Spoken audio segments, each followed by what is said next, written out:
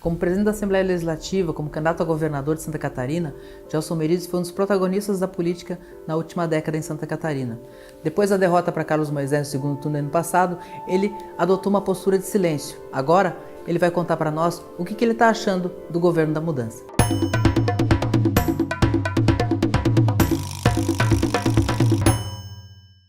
Deputado, na eleição do ano passado, o senhor ficou numa posição incômoda, o senhor estava contra a onda. Essa onda produziu a eleição do governador Carlos Moisés, que o derrotou no segundo turno.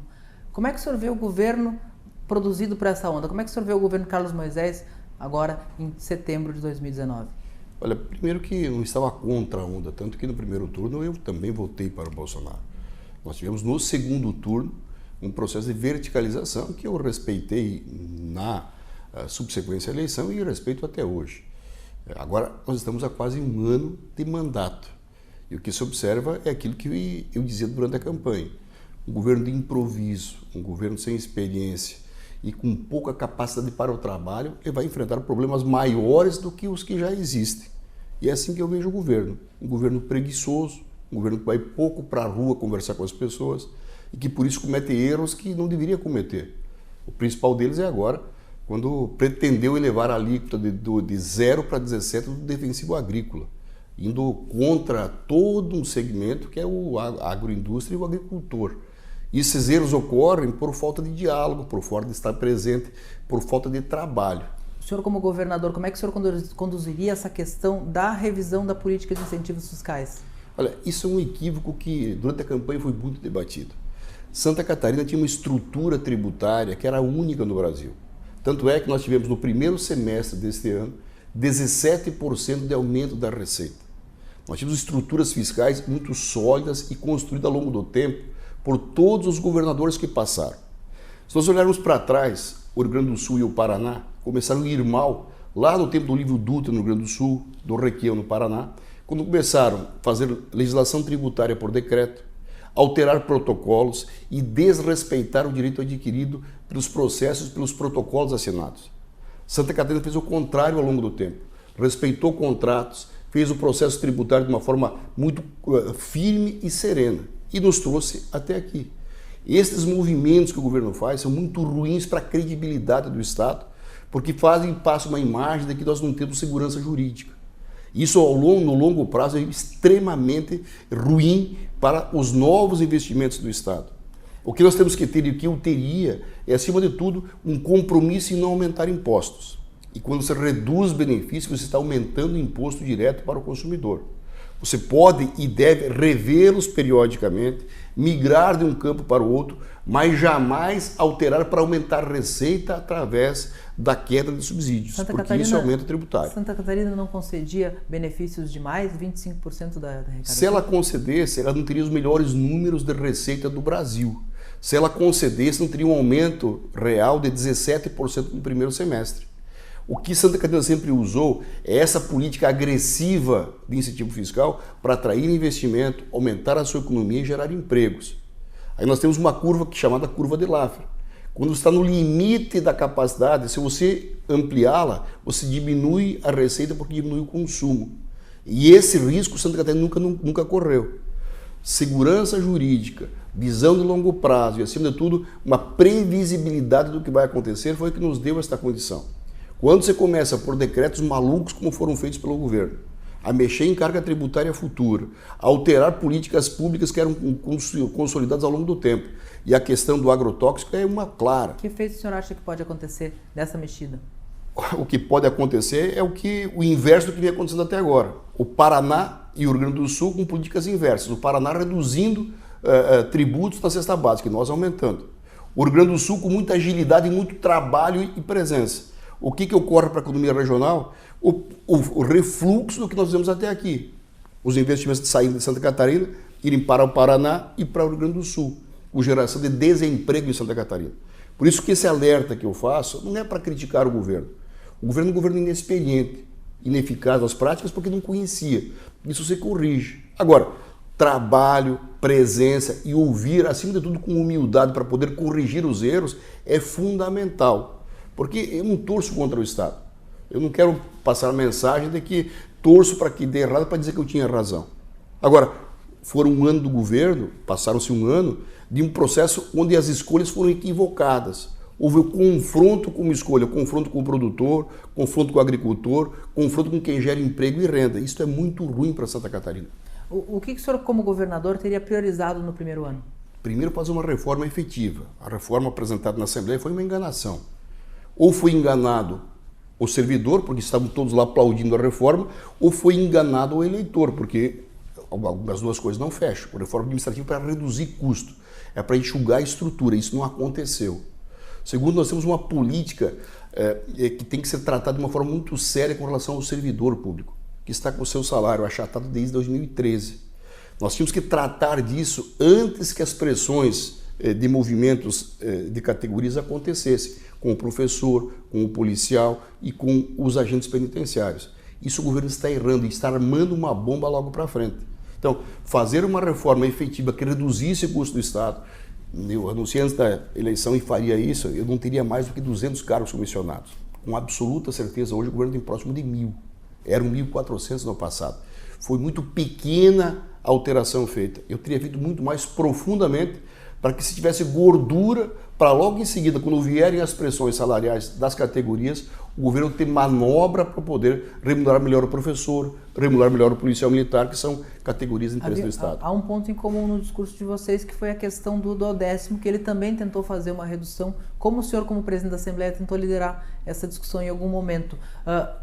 Essa discussão, é possível fazer essa redução? O Moisés agiu corretamente na forma como ele tentou levantar essa questão? Não, o Moisés errou tanto quanto eu errei lá atrás. Na época eu era legislativo, fiz uma emenda legislativa e eu tinha maioria no parlamento para aprovar. Não tive naquele momento o apoio do governo. Agora houve o inverso. O governo fez a proposta e não teve a maioria no parlamento para aprová-la.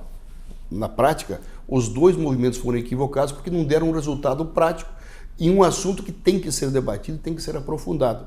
Não se pode ter dois tipos de Estado, um dos poderes com toda a capacidade e o outro do executivo com o cidadão e o servidor com aquilo que é possível. Uma discussão mais aberta e mais ampla, que eu não fiz lá atrás e que o governo não fez agora, precisa ser feita para o futuro, porque o interesse do cidadão é que as instituições funcionem de forma harmônica. E para isso há que ter bom senso tanto dos poderes, especialmente do executivo. Falta uma verdadeira oposição ao governo Moisés? Olha, eu fiquei praticamente um ano sem falar para que não passasse a impressão de que eu estava torcendo para dar errado para dizer que eu tinha razão.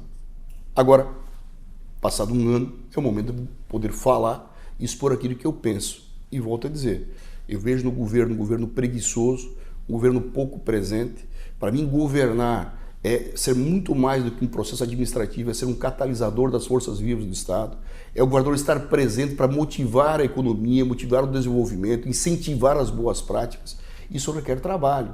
Eu nunca trabalhei nos últimos 10 anos menos do que 15 horas por dia.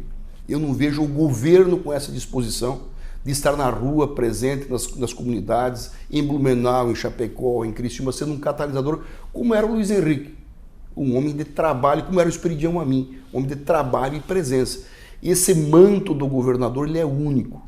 O manto do executivo, as pessoas podem ser ocupadas por pessoas técnicas e qualificadas. Agora, o governador ungido pelas urnas, ele é um só. Ele tem que ser onipresente. Isso requer desprendimento, força e, acima de tudo, disposição para o trabalho. Me parece que está faltando agora para o governo. O senhor vive uma situação inusitada. O senhor foi candidato a governador pelo PSD, foi para o segundo turno, recebeu mais de 1 milhão de votos, mas acabou deixando o PSD depois da campanha. O que aconteceu? O senhor perdeu o PSD? Não, eu teria toda a condição de disputar a convenção. Tenho com o PSD uma relação de muita amizade com os prefeitos, com os vereadores, com a base do partido. Eu, em 2018, em março de 2018, tive um processo de intervenção pelo Diretório Nacional que eu enfrentei e acabei tendo êxito naquele momento, conseguindo a minha candidatura. Passada a eleição, eu não via necessidade de ter uma espada na minha cabeça para os próximos 4 anos. Lá em 2022, não sei se serei ou não candidato, isso o tempo vai dizer, se eu vou ter viabilidade, se eu vou estar vivo, se vai ter, enfim. Agora, o que eu não quero ter é, de novo, um processo nacional tendo lideranças nacionais e locais que me deixem numa condição desconfortável. Como o partido, hoje, não só o PSD, mas como qualquer outro, tem muito menos importância na vida do cidadão do que tinha no passado, eu preferi sair, ficar sem nenhuma amarra para poder olhar o cenário com liberdade e poder ser útil àqueles que me ajudaram e, acima de tudo, a Santa Catarina. Já tem destino? Não tenho e nem tenho pressa. Não tem prazo para se filiar a um partido novo? Não, porque não vou disputar a eleição municipal. Portanto, é uma decisão, o senhor não vai disputar a eleição municipal? Eu não tenho essa pretensão. Dizer que não vai seria ir contra um dogma da democracia. Eu não tenho essa disposição, não é para isso que eu vou trabalhar, não é para isso que eu estou me movimentando. O que eu quero a partir de agora é fazer um contraponto saudável. Não pessoal ao governador nem ao governo. Eu não torço para que o governo vá mal, porque vai mal Santa Catarina. Agora, ver erros cometidos, como na segurança pública, onde nós temos um efetivo menor do que o ano passado, como na saúde nós reduzimos o duodécimo e o percentual de 15 para 12, nós temos hospitais prontos sem operarem por falta de recursos, nós temos uma bomba armada na segurança pública porque não aumentamos o efetivo e não criamos no sistema prisional novas vagas, tampouco novas formas de penas alternativas que permitissem desafogar o sistema prisional. E essa conta vai vir, essa fatura vai ser cobrada logo na frente. Para encerrar, deputado, o que significa essa mudança do domicílio eleitoral para Joinville? O senhor pode ser candidato lá? Não, não se trata, eu não fiz esse domicílio ainda. O que tem é que eu estou trabalhando em Joinville agora. Por uma questão legal, você mora ou trabalha na cidade que tem o seu domicílio eleitoral. Eu morava em Chapecó e trabalhava em Florianópolis, meu domicílio era Chapecó. Hoje eu trabalho em Joinville e tenho uma residência em Florianópolis e em Joinville. Ou eu voto em Florianópolis ou eu voto em Joinville. A minha opção será por Joinville, que é onde eu estou trabalhando. A questão de disputar na eleição é absolutamente longe, não tenho nenhuma pretensão de trabalhar para isso. Agora, dizer que isso é impossível, não é. É o que eu desejo e é provável? Não, também não é. Mas é uma possibilidade. De que forma o senhor participa da política lá? Em Joinville, procurando construir um processo que deixe claro aquilo que deveria ter sido feito pelo prefeito e não foi. A forma que o governo possa agir e não agiu. O Estado tem uma dívida com Joinville muito grande.